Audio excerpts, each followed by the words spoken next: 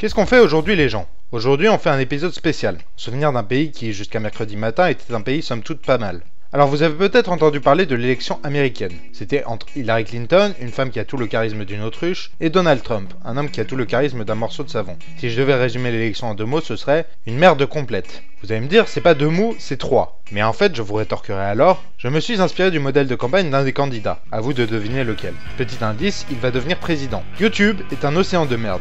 C'est donc assez normal, lorsqu'on fait une vidéo YouTube, de produire de la merde. Ça l'est un peu moins quand on l'est l'une des personnes les plus puissantes du monde.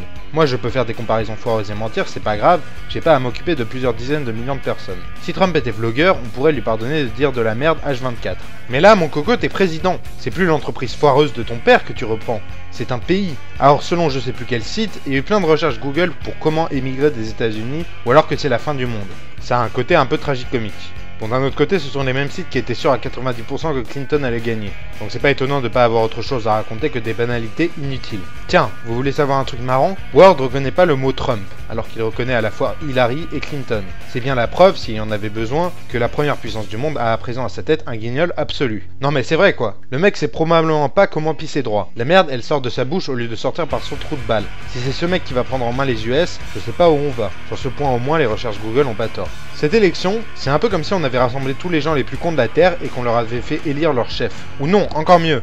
C'est comme si, avec tous les gens de la Terre, on avait laissé voter leur brosse à dents. Non, c'est comme si on avait mis 2 paquets de mouchoirs dans une pièce et qu'on leur avait demandé de convaincre un pays constitué intégralement de paquets de mouchoirs. Mais bon, tout ça c'est pas étonnant dans le fond. À force de mettre Trump et Clinton sur le même niveau, il était inévitable que Trump ait une vraie chance de gagner. Je parle pas seulement des couillons qui ont voté en masse pour ce type, je parle aussi des médias. Parce que ben oui, il se trouve que quand on déverse de la merde dans les oreilles des gens à longueur de journée, on aura toujours un peu qui passera. Je veux dire, c'était quoi cette histoire de faire semblant qu'il y avait une quelconque égalité entre les deux? Trump est un guignol incompétent. Il l'a toujours été, et il le sera toujours. L'alternative, c'était Hillary Clinton, qui est certes pas quelqu'un de sympathique, mais qui sait au moins distinguer le bouton de chasse d'eau du gros bouton rouge. Dans le fond, ça révèle ce que j'ai toujours soupçonné sur les US. La population est constituée en minorité de gens sains d'esprit, et en majorité de gens qui, A, s'en foutent complètement, B, veulent tuer tous les noirs. Bon, on s'énerve, mais dans le fond, c'est quoi le programme de Trump? Après tout, il est peut-être pas si...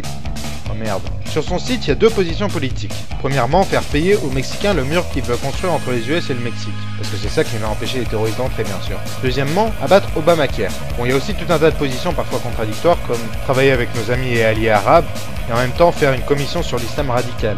Ce qui, en y réfléchissant, ressemble pas mal à la situation en France. Il y a aussi des positions du genre l'État c'est moi, qui semblent a priori un peu ridicules. Comme par exemple, nommer des juges de la Cour suprême qui appliqueront les règles de la loi et de la Constitution qui inclut le second amendement. Et puis il y a une catégorie je sais pas bien quoi dire, dans le genre créer une économie dynamique qui créera 25 millions d'emplois pendant la prochaine décennie. Mais enfin bon, tout ça c'est de l'extrême droite assez standard, avec il est vrai le petit aspect folklorique que j'invente au fur et à mesure. Dans un sens, c'est marrant d'essayer d'imaginer dans quel monde Trump vit. C'est surtout très dur de savoir s'il est carrément cinglé ou juste complètement con. Moi je pense plutôt pour la seconde hypothèse, ce qui me rassure un peu quant à l'avenir du monde. Ce sera emmerdant, mais à supposer qu'il détruise pas complètement la démocratie, on aura droit à un beau spectacle pour les 4 à 8 prochaines années aux États-Unis.